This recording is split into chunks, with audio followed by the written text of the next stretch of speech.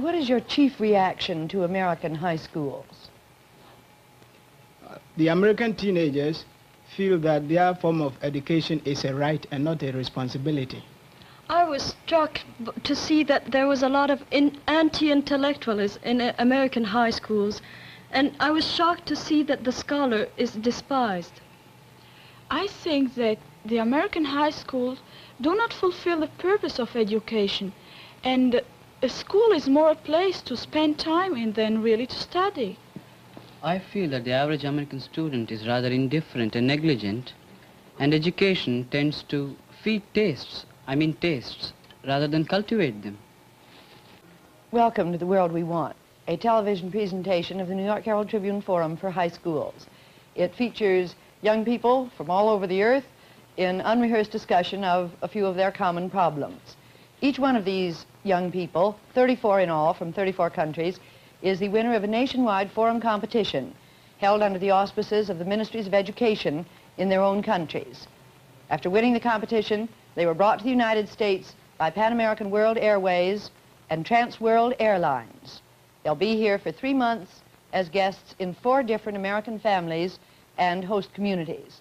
Tonight, we're going to be talking about education, how high schools here compare with high schools in other countries. But let me introduce you to the 4 participants in this discussion. First, from Ghana, here's Ben Kofi. Ben, how are things going? You've been learning anything since you've been here? Well, I came here with the idea that perhaps the whites are superior, as I heard about Little Rock situation and all the segregation problems. But oh, bet me, the Negroes are the same as the whites. We all have the same intellectual capacity, and I don't just understand the segregation problem. How about you, Ruth Loeb from Israel? I really didn't have any problems. My families are perfect, and we have understanding between all of us. But there was one thing I wanted to mention. I was asked by people here in the United States and by my family at home, what do I think about America? What is America? I tried very hard to answer this question, but I'm completely confused. I visited till now 2 communities, and both of them are so different, but still in America. So I really don't know what is America. How about you, Francoise Monier from France? I disagree with Ruth. Though they seem to contradict themselves, I think as a whole their attitude toward life is the same in all the places I have visited. So we've got a disagreement here already. You say America is full of contradictions, and you, Francoise from France, you say not true. They're basically the same all over. Is that right? Yes, How about you, Krishnan from India? Well, I have been having a little problem. You see, I am becoming such a complete part of my family, having such a personal concern in their interests and problems, that I find it increasingly difficult to maintain a purely detached and objective point of view. And in that sense, I am rather afraid I'm not being a good delegate. We'll never criticize you for that, only too glad to hear it. Now, on the subject of education, you started out with some fairly critical statements. I know you're all aware that nothing you've said could not be matched by things that American educational statesmen have been saying about our schools for some time, but I do want you to feel that there is very real worth in objective observers like you from outside coming into our schools and saying what you frankly and honestly feel. Now, to start off with, I'd like to ask a leading question, because it seemed to me that were some of you saying that you disagreed with the very system of American education? Well, no. In fact, it was my impression before I came here that the content of education was drifting to mere superficialities of technique, and I felt that the real purpose of education was being clouded over. But I have found out, and I am now fairly convinced, that the mistake doesn't lie in the system itself. It's not a mistake of principle, it's only a mistake of implementation of the principle. But Krishnan, how can you say it? Can you say that the system is good when a child can choose whatever he wants, when he has 4 subjects a week or a day? Well, there is a great deal of advantage, in having such a great range of choice, and disadvantages too. But I feel that more and more it's up to the teachers and the students to make full use of the opportunities that have been afforded them. And in this connection, I am of the opinion that the American students do not seem to realize the merits of their own system, and and hence as a result of foregoing the results that their education system is capable of achieving. I perfectly agree with Krishnan. The system is very good, but the only thing that is only too loose. The children are allowed to learn just a little. They have very little syllabus, so that they have so many of their leisure time to spend and waste time. And I know that that's the only thing which is wrong with the education. If not, it's quite all right. My opinion is completely the opposite of yours. I think they have completely lost the goal of education itself. And they don't try to make people, the students, think nor develop their mind, but they only make perfect technicians and not personalities of high cultures, as we try to do in our country. Well, no, I must disagree with you, Francoise. In my opinion, the basic objective behind American education is to turn out intelligent citizens rather than exceptional intellectuals. But I must admit that in trying to eliminate intellectual arrogance, American education has overstepped the limit. And as a result, stimulus for original thinking is lacking. But you'll find the Krishnan, do you think that this system gives out intelligent citizens? Well, I do. I was just going to explain my point of view. Oh, no, I don't. I think they are rather even indoctrinated, I could say. Well, in all fairness, you should hear my points of view. Well, No, you'll find that the other extreme is true in India. I think we concentrate rather disproportionately on the purely academic side, so that Indian education tends to turn out a brilliant social misfits, I should say, and there's nothing else for them to do except to decay and wither out their own absolutely limited and sterile fields. But I find that the education here aims at a more harmonious development of, and I find it takes into consideration the other aspects of personality too. But how can you have a personality if you have no knowledge to lie upon, and if you merely have opinions that have been given to you as slogans or cliches? Well, I should say the method of teaching in America is one of the most scientific, and I believe that it's based on results of latest scientific research. For example, one thing that impressed me most is the attempt to correlate the different facets of a subject and different subjects too, so that facts may be appreciated in the proper perspective. For example, in the classes on history, I found that map work formed quite an integral part of the course. And after attending a class on American Revolution, I should say I gained a better idea of how geographical factors influence American education. And one other very good aspect is the class on social living, in which almost all aspects of social life are discussed, and the customs of various societies are compared and contrasted. Well, wait, Krishnan. I'm trying to disagree with you on this point again. You see, they all have the amenities. They have the facilities. I know that. That's why the American form of education is good. Everything runs all right. But they are not given much to learn. They are not given enough to learn, so that they waste time and waste energy. Even worse, they don't try to coordinate what they learn. What they learn one year, the next year they shut the door and take another subject. For example, they study chemistry without any physics without a sufficient background in mathematics. And I think this is completely not at all training the mind and the judgment. Well, that was not the point I was trying to put Give Ruth a chance. She's been trying. Krishnan and Ben, you went to these schools. Did you see what's going on? They have 6 periods a day, of which 3 are real studying. Let's say studying. The pupils, well, in some class they really study. But this is really a minority. I went to classes where the teacher was talking and the pupils were listening. They got the teachers talking like God and didn't even ask or discuss it. And what can you get of something in 1 year? Well, I believe that the method is designed to train the student to bear more and more initiative. For example, the students are assigned specific research tasks about various themes, say religion. Many students, some students are expected to submit a thesis on Hinduism and say on some Mohammedanism, Christianity, and so on. Then they turn in the reports, have a discussion. But I believe it's at this stage that the error creeps in, and the students I think they are not in the least bit conscious of the value of what they're doing. I think that on the opposite, the discussion is a very good thing, but they scarcely have enough background to make their discussion constructive. And when they have a discussion with their teacher, they agree more with what the teacher says because they don't have knowledge enough to disagree. For example, on a course on French Revolution, they don't know enough about Napoleon's war.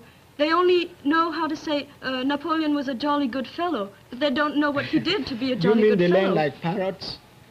Well, you mean they learn like parrots, just shouting Napoleon was a good warrior or whatever you mean? No, I can never agree with that. The emphasis is more on attitudes rather than on facts. So I wouldn't say, you must agree with me that history doesn't constitute mere a set of well-tabulated data. It's the, you might say, the social broad social patterns which influence these events. And I believe in that respect, American schools teach history in a far better way than Indian schools do.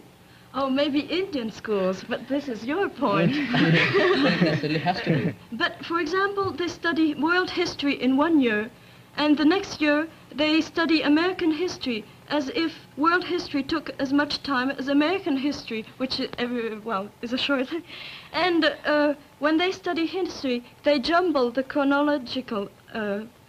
Well, when I say correlate, you say jumble. The difference lies there. Yes, surely. Excuse me, are you going to let Krishnan get by with this point that his type of education, which I gather is also yours, makes sterile social misfits?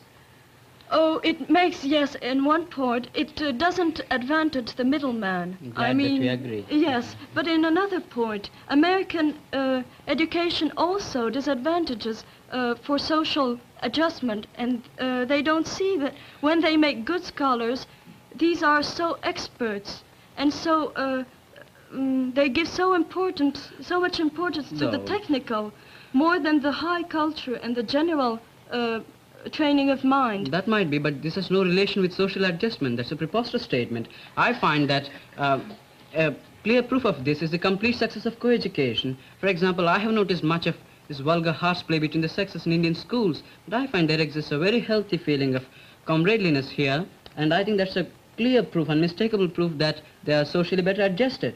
Surely, I do agree, but I think that, for example, when they train experts and specialize on one subject, it's because of that scholars are misunderstood in their country, because scholars are only put the emphasis only on one part of sciences, for example, and now that they fear the Russian Sputniks, everybody is going to turn to science, as they should give a more general education and not have fads as they seem to have.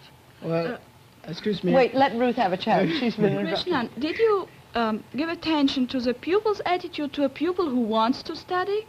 Did you see what his situation is among other pupils? Well, I wouldn't say that the system, retards the progress of a brilliant boy.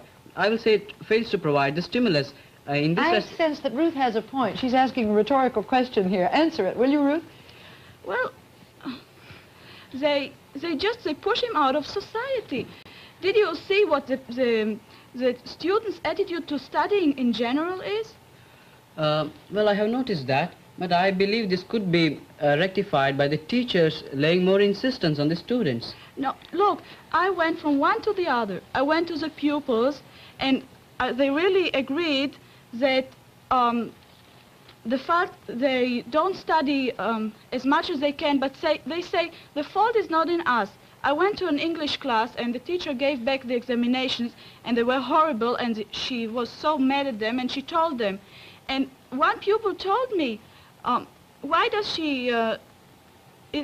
she mad about us only when we are seniors? Why doesn't she start when we are sophomores or freshmen? You're right. You're right. Don't you think that trying to educate masses brings a much less high level, and they don't have enough quality? Well, I disagree with you, Francoise. Trying to educate people, if you have the schools and you have the money, you can educate people, then why not educate all? Why do you want to educate some? I don't say that I don't try to educate everybody, but everybody doesn't have intellectual ability. Everybody has different capacities. And why try to give intellectual ability to everybody, or pretend everybody has intellectual ability? This is not realistic. Well, they give the boys the chance to, study to a certain level, at least to the age of 16, because they have money and the buildings to do. So Well, that they are perfectly right to do that. We'd give as much education to a boy of 13 than they'd give to a boy of 17. For example, I took the English Regents examination of New York State, and the first part was exactly what we give to a 9-year-old student in our country, and the second part was what we give to a 13-year-old student. Why are they doing it at 7 years Well, old? that's quite all right, but I must drag you to a point that you were discussing a few minutes back. You said that American education aims at educating the masses on a very general basis, but I should say in democracies of the future, the destinies of nation lie in the hands of the masses and not in the hands of a select intelligentsia. And I believe that to attempt to train a specialized band of, you might say, select group is nothing but, you might say, aristocratic imperialism in another form. I do completely disagree with you. I think that democracy is giving the opportunity to everybody to fulfill his capacities. If his capacities are not intellectual, well, anyway, American high schools just drag the thing 3 years later, and after high school, they make the difference anyway. You mean to say a grouping must be affected, separating the students of higher ability? Look. No, I say that you seem to accuse us of separating dumb people and clever ones, but they separate it at college anyway, so they have to do it. But we don't really consider somebody who is not in our high school inferior. But I'm rather of the opinion that you would advocate such a move in the high school stage. Am I correct? Yes. Well, I'm vehemently opposed to that, because I believe that a student is not fully conscious of his own capacities, and it's not up till that he's 18 or 19 that he can overcome, you might say, inhibitory influences. For example, at the age of 13 or 14, a student is pretty much the victim of influences, for example, the family. Krishnan, yes. So for what is the guidance in a school? Yes, that is true, but don't you think that American students do not even have the opportunity to find what they are at 18, because they didn't, during all their high school, study enough to know if they were able or not. They only have about 4 compulsory subjects. And Wait a minute, Francoise. Let's come back to Krishnan's point, which I think is fair. When in France do you decide, at what age do you decide whether a girl can go on and study or not? We decide at about 12 and then 14 and then 17, but differences are so slight that we can change with a little work. But the thing is, we discriminate the schools so the higher students can go away the most possible, can work the most. Well, you could find some justification for such a division at the age of 17, but there's absolutely no grounds for the division being affected before that age. But how do you do it in Israel? Why do you Just a second, Francoise. How do you do it in Israel? I wanted to add something. Look, we have a completely different system of education, and still most of the kids get education. And after the kids are 14, when they finish elementary school, 8 years of elementary school, you have 3 kinds of high schools. A high school, which is mainly for preparations for college and university, and then vocational school and agricultural. And the kids, they get a very good education in all 3 of them. If they go to a vocational school, it doesn't mean that they don't learn English or they don't learn history. And also afterwards in society there is no division. That is true in France too. We have separate schools, but those who come from an inferior, well, what you call an inferior school in your mind, is much more educated than an American student, even though he is in an inferior school. And at the same time, we don't water down the best students. No, I never meant to attribute any inferiority or superiority.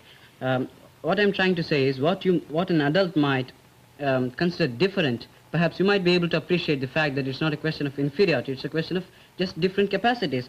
But could you expect a 11 or 12-year student to realize this? Well, he does not have to realize it.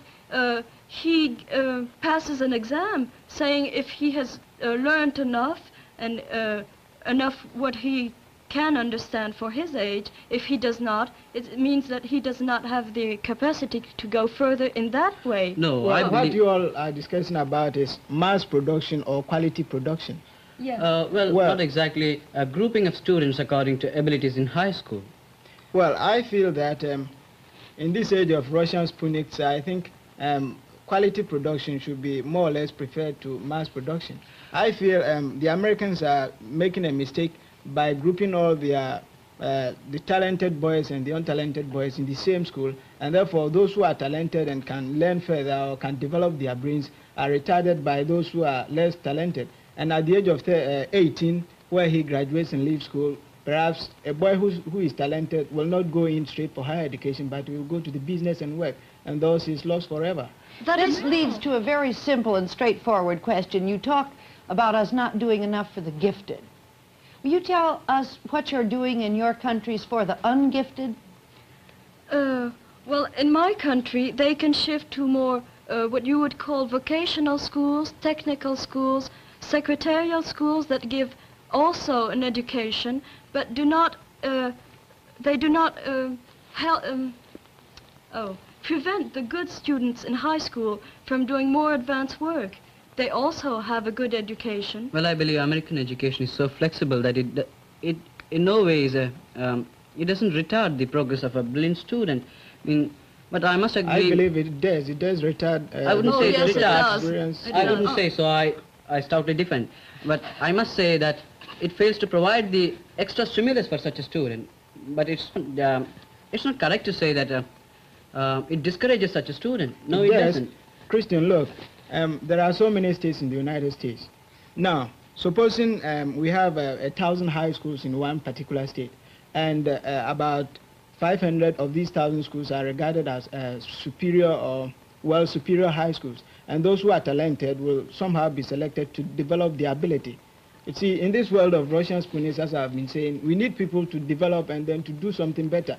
If the Americans are not able to develop now, there is a threat to the whole Western world. And we can't believe in mass production by retarding everybody. That is true. They have the very good thing of developing good citizens, and we don't have this in our country, and we should need it. But if you want to be happy citizens, you first have to protect them and to be strong enough to keep your country from somebody else. Yes, how does that prove your point?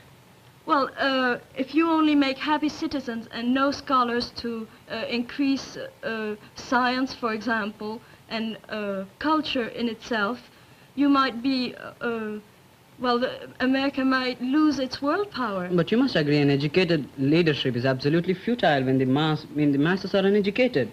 No, the masses are Wait not. a minute, give Ruth a chance. We agree that every pupil has a different capacity and ability to study. Don't you think, Krishnan, that if every pupil will get the education that fits him individually, this will be the best way for a healthy country? Well, I believe that harmony between the different... No, a student must have a minimum background of all subjects, irrespective of whether his interests lie in that or not. I believe this is an essential prerequisite for a broad-based education, which you say is the must be the inevitable aim of all systems of education. It's not correct to train a student purely in the sciences or in the arts without any at least some rudiments of the other.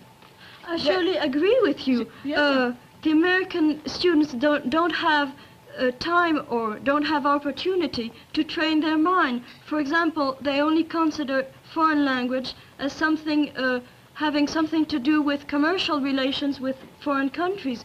But we say that you don't know your language if you can't compare it to another language. And it's more to appreciate the value of your own language that we study foreign languages. Well, yes, American education does not pose any challenge to the serious student at all. It's purely superficial, but I won't attribute this to the system. But I gather from what you say that education is not compulsory in India. Yes, that's right. Oh, because it is compulsory in my country. Well, so the reason it's not compulsory is the government cannot afford to provide the means for free education. Krishnan, Well- excuse me a minute. You've all let Francoise get by with something that she said several minutes ago. Did I hear you rightly when you said that the American student was indoctrinated? Not exactly, but... I bet I misunderstood. It is true that what he learns, he does not learn it, he's not taught it objectively, because he does not have opportunity to learn the facts, for example, history objectively. He studies more current events than the world history itself. Well, how about current events? Don't you, in France, don't you study newspapers and... Not at all. On the opposite, we stop history in the 1920s because we find that the last years we can't study it objectively. And so we feel that each student has the opportunity to choose his opinions. And if he has to fight for it, his opinions are much stronger. But did I hear you right about the newspapers? You mean say you don't use newspapers at all in your study courses? No, not at all. How do you mean to justify this? Well, I think it's just, well, that is right. We cannot be indoctrinated because a school must give an opinion to his students when he shows him the actual newspapers. No, our time's almost up. We'll have some more discussion about this as to whether the proper education should stop at 1920 or go on to 1958. One quick question, if anybody's got a quick answer. If your schools in Ghana and India were open free to everybody through the age of 16 tomorrow, would your schools have any of the problems that the American schools have? I feel children are the same everywhere, and therefore we shall have the same problems. But I think we are more respectful, and therefore the problems will be less than You say you'd have the same problems. Anybody disagree? I said that we would have all the problems, but we wouldn't do it because we fear these problems. I say we'll have none of the problems. At this juncture, it will be an immediate success because we have not fallen into the habit of taking things for granted. We will be able to realize the merits of that system over our own system, and we'll be able to take full advantage of that. A strong conclusion, Krishnan. I'm sorry that's all the time we've got. Thank you very much, Krishnan and Francoise and Ruth and Ben. Again, American education has never been in such ferment, and you are helping in the ferment. Thank you. Till this same time next week.